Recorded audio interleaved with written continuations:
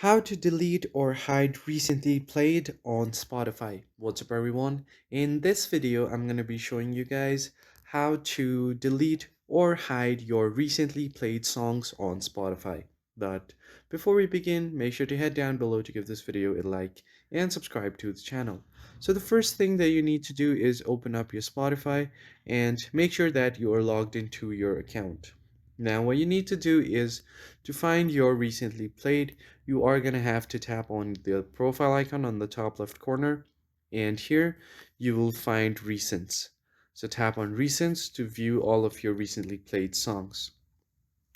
Now if you want to delete anything from recents, there is no option to delete anything. So instead what you can do is go back and tap on your profile again to head over to settings and privacy. So if you want to hide your recently played, you are going to have to tap on privacy and social. And if your listening activity is toggled on, make sure to turn this one off.